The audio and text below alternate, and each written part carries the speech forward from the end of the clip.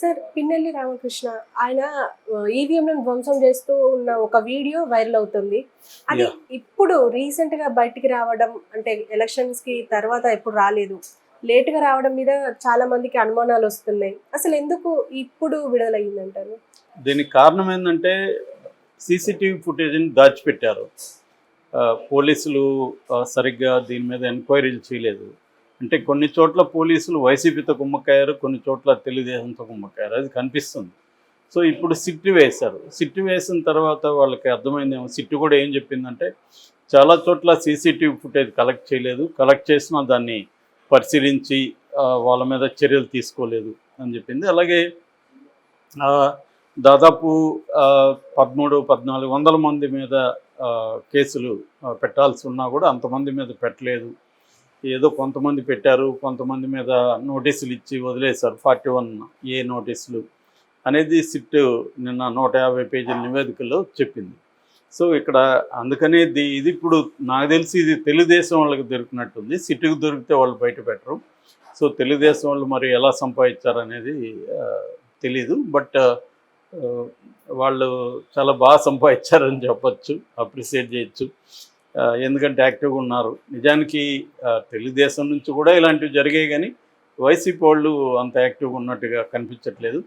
తెలుగుదేశం వాళ్ళు వర్క్ చేస్తున్నారు. సో, ఇప్పుడు పిన్నెల్లి మీద పిన్నెల్లి అక్కడ క్లియర్గా వెళ్ళి చేస్తున్నాడు. అక్కడ ఉన్న ఆఫీసర్ కూడా ఏమి అబ్జెక్ట్ చేయట్లేదు. ఎవరో చేస్తుంటే అబ్జెక్ట్ చేసేదానికి ఒక అతను వస్తే అతను కూడా లాగి పడేశారు. సో, క్లియర్గా అక్కడైతే పిన్నెల్లి చేసినట్టుగా వీడియోలు ఉంది. మరి దాన్ని కూడా డీప్ఫేక్ అంటారేమో తెలియదు మనకి. ఎందుకంటే ఇప్పుడు డీప్ఫేక్ అని నిజంగా జరిగితే కూడా డీప్ఫేక్ మీద తోసేయచ్చు. కానీ రేపు ఫోరెన్సిక్కి పంపిస్తారు ఖచ్చితంగా ఇలాంటిది. ఎందుకంటే కోర్టుకు వెళ్తుంది కేసు. కోర్టులో కూడా అడ్వకేట్ ఇది మాది కాదు, అతను లేడు ఆ టైంలో అక్కడ అని చెప్తారు. చెప్పినప్పుడు ఇది ఫోరెన్సిక్కి పంపిస్తారు, ఫోరెన్సిక్ సైన్స్ ల్యాబ్ ఎఫ్ఎస్ఎల్కి. సో, ఎఫ్ఎస్ఎల్లో కానీ వన్స్ ఇది దీన్నేమి మ్యానిపులేట్ చేయలేదు అని కానీ తెలిస్తే మాత్రం ఈయన ఖచ్చితంగా శిక్ష పడే అవకాశం ఉంది. మామూలుగా ప్రజా ప్రాతినిధ్య చట్టం కింద ఆల్రెడీ కేసు నమోదు చేయమని ఢిల్లీ నుంచి ఆదేశాలు వచ్చాయి. ముఖేష్ కుమార్ మీనాకి చెప్పారు వాళ్ళు. సో, ఎందుకంటే ఇది వైరల్ అయింది, ఢిల్లీకి కూడా వీళ్ళు పెట్టుంటారు అలాగూ తెలుగుదేశం వాళ్ళు. సో, అక్కడ వాళ్ళు చూసి ఇమ్మీడియట్గా దీని మీద చర్య తీసుకోండి. ఒక ప్రజాప్రతినిధి ఈవీఎంలను ధ్వంసం చేస్తే ఇంకా ఎన్నికల పరిస్థితి ఏంటి? సో, దీని మీద సీరియస్ చర్య తీసుకోమని డీజీపీకి చెప్పమని ఈయనకి ముఖేష్ కుమార్ మీనాకి ఆదేశాలు వచ్చాయి. ఆయన డీజీపీకి ఎలా చెప్తాడు. సో, డీజీపీ దీని మీద కేసు నమోదు చేసే అవకాశం ఉంది. అయితే మరి మామూలుగా అయితే 7 ఏళ్ళు వరకు జైలు శిక్ష పడే అవకాశం ఉంది దీంట్లో, ఇటువంటి కేసుల్లో. మరి ఇది పడుతుందా? ఎందుకంటే ఒకటి సీసీటీవీ ఫుటేజ్, దాన్ని మ్యానిపులేట్ చేసామని చెప్తారు. అది ఎట్లాగో ఎఫ్ఎస్ఎల్ నుంచి వస్తుంది. రెండవది అక్కడ సాక్ష్యాలు కూడా ఉన్నారు తెలుగుదేశం వాళ్ళు. మరి ఆయనకి కూడా తెలిసి ఉంటుంది కదా సీసీటీవీ. ఎందుకంటే దాదాపు అన్ని కేంద్రాల్లో సీసీటీవీలు పెట్టారు. మరి సీసీటీవీలు ఉన్నా కూడా అతను చేయగలిగాడంటే మరి అతను ఏ కాంపిటెన్స్ చేశాడనేది షాకింగ్ విషయమే. సో, ఇదైతే బయటకు వచ్చింది. ఇప్పుడు దీని నుంచి తెలుగుదేశం వాళ్ళు ఒక ఆందోళన వ్యక్తం చేస్తున్నారు. స్ట్రాంగ్ రూముల దగ్గర కూడా భద్రత సరిగా లేదు అని ఈసీకి చెప్తున్నారు. బట్ ఈసీ స్ట్రాంగ్ రూముల దగ్గర భద్రత ఎలాంటి భద్రత ఉందో డీజీపీ నిన్న విడుదల చేశాడు. దాదాపు 350 స్ట్రాంగ్ రూములు ఉన్నాయి ఆంధ్రప్రదేశ్లో. అందులో దాదాపు 100 ఫేస్ రికగ్నైజ్డ్ సీసీటీవీలు పెట్టారు. అంటే ఫేస్ను కూడా అది రికగ్నైజ్ చేయి క్లీన్గా చూపిస్తుంది అనమాట. సో, అటువంటి పెట్టారు. అట్లాగే అక్కడ 30,114 మంది మొత్తం బలగాలు ఉన్నారు. అంటే ఇందులో 3 అంచెల వ్యవస్థ ఉంటుంది. సో, 3 అంచెల వ్యవస్థలో ఒకటేమో సిఐఎస్ఎఫ్ ఉంటుంది, సెంట్రల్ ఇండస్ట్రియల్ సెక్యూరిటీ ఫోర్సు. తర్వాత ఏఆర్ ఆర్మ్డ్ రిజర్వ్ పోలీస్ ఉంటారు, సివిల్ పోలీస్ ఉంటారు. సో, తర్వాత చెక్ పోస్టులు ఉంటుంది. చెక్ పోస్ట్లో చెక్ చేసినాకే లోపల పంపిస్తారు. ఎవరైనా అధికారులు వచ్చినా కూడా వాళ్ళని వీడియో షూట్ చేస్తారు. వాళ్ళు ఏమేమి చేస్తున్నారు మొత్తం వీడియో షూట్ చేస్తారు అన్నమాట. అధికారులు కూడా ఎవరు వచ్చారు ఏమిటి నమోదు చేయాల్సి ఉంటుంది. అట్లాగే అక్కడ ఉన్న పోలీస్ అధికారులు, పోలీసు సెక్యూరిటీ అందరికీ బాడీ క్యామ్స్ ఉంటాయి అన్నమాట. సో వాళ్ళు ఎక్కడికి ఎటు కదిలినా బాడీ క్యామ్ రికార్డ్ చేస్తూ ఉంటుంది. తర్వాత నైట్ అయితే ఫ్లడ్ లైట్స్ కూడా పెట్టారు, చీకట్లో ఏమన్నా అటాక్ చేస్తారని ఫ్లడ్ లైట్స్ ఉంటాయి. రెండోది 2 కిలోమీటర్ రేడియస్లో ఏ టపాసులు పేల్చడం కావచ్చు, లేకపోతే బెలూన్స్ ఎగరేయడం కావచ్చు, డ్రోన్స్ కావచ్చు, ఇవేవి కూడా అలో చేయట్లేదు. చాలా స్ట్రాంగ్ అయితే ఉంది.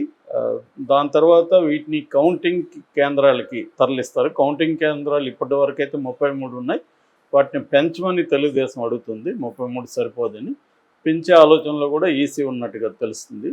సో కౌంటింగ్ కేంద్రాలు కూడా హై సెక్యూరిటీతో వీటిని తీసుకెళ్తారు. ఎందుకంటే ఆల్రెడీ ఆంధ్రప్రదేశ్లో ఉద్రిక్త పరిస్థితులు ఉన్నాయి కాబట్టి చాలా అట్మోస్ట్ జాగ్రత్తలు తీసుకుంటుంది. ఎలక్షన్ అయినాక కూడా 15 రోజుల పాటు 25 కంపెనీల కేంద్ర బలగాలు ఆంధ్రప్రదేశ్లోనే ఉంటాయి. ఎందుకంటే post election violence, post result violence జరిగే అవకాశాలు ఉందని ఇంటెలిజెన్స్ వర్గాలు ఈసీకి చెప్పాయన్నమాట.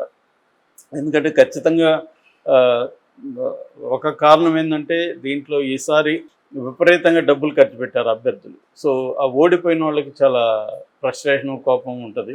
రెండోది, ఓడిపోయినప్పుడు ఏమవుతుందంటే 2 రకాలు. ఒకటి, తమ డబ్బులు తీసుకొని ఓట్లు వేయలేదని, తర్వాత ఏమో అవతల వాళ్ళు ఏదో మ్యానిపులేట్ చేశారని. ఈ 2 కారణాలతో తమ వాళ్ళ మీద కూడా దాడి చేసే అవకాశం ఉంది. డబ్బులు తీసుకొని ఓట్లు వేయలేదు, లేదా డబ్బులు తీసుకొని ప్రజలకు పంచకుండా వీళ్ళే తినేశారు, ఇలాంటి వైలెన్స్ జరిగే అవకాశం ఉంది.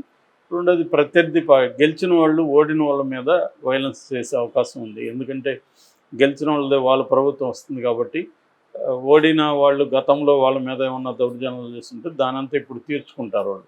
అధికారులు కూడా ఎట్లాగూ అధికారంలో ఉన్న ప్రభుత్వానికి అనుకూలంగానే బిహేవ్ చేస్తారు. ఆల్రెడీ మనకి చంద్రగిరిలో ఇదే డైలాగ్ వెర్షన్ కూడా వినపడింది.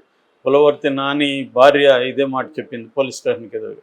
మాకు ఎందుకు న్యాయం చేయట్లేదు, వాళ్ళని మేము చూపిస్తూ ఉంటే కూడా ఎందుకు అరెస్ట్ చేయలేదని పోలీసుని అడిగితే 4వ తేదీ వరకు వెయిట్ చేయండి అమ్మా, మీ గవర్నమెంట్ వస్తే మేము చేస్తామని చెప్పారని చెప్తుందాం ఓపెన్గా.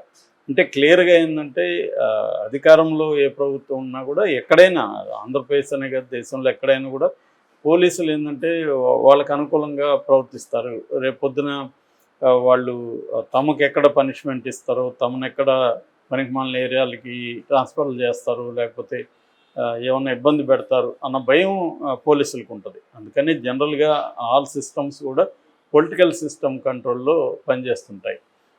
పొలిటికల్ సిస్టమ్ ఏమో ఎకనామిక్ సిస్టమ్ దగ్గర ఉంటుంది మళ్ళీ ఫైనల్గా. సో అలా వ్యవస్థలు నడుస్తుంటాయి. సో అందుకని ఇప్పుడు ఆంధ్రప్రదేశ్లో ఈ ఈవీఎంలది ఇదే కాకుండా ఇంకొక 7 సెంటర్లో కూడా మాచర్ల ఏరియాలో ధ్వంసం జరిగినట్టుగా చెప్తున్నారు.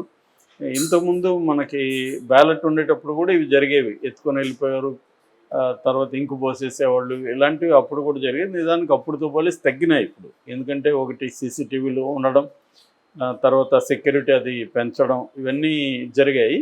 బట్ ఇక్కడ సెక్యూరిటీ కూడా ఏం లేదు ఇక్కడ మనం చూస్తే. ఎందుకంటే పోలీసు వాళ్ళుగా వచ్చినట్టు కానీ ఏమి కూడా కెమెరా లేదు. బయట కెమెరాలు లేవా, ఆ ఫుటేజ్ ఏమైంది అనేది కూడా తెలియదు. రెండవది, అన్నిటికంటే ఇంపార్టెంట్, ఇన్ని రోజులు ఎందుకు ఈ ఫుటేజ్ బయటికి రాలేదు, వీళ్ళకి ఎలా దొరికింది అనేది కూడా నిజానికి ఎలక్షన్ కమిషన్ ఆరా తీయాల్సింది. ఎందుకంటే ఇది బయటికి వెళ్ళడం కూడా నేరం కదా, వేరే పార్టీల దగ్గరికి వెళ్ళడం కూడా కరెక్ట్ కాదు కదా. మరి ఆ యాంగిల్లో కూడా ఎలక్షన్ కమిషన్ దీన్ని ఎవరు బయట పెట్టారు దాన్ని ట్రేస్ చేసి పట్టుకోవాల్సిన అవసరం కూడా ఉంది.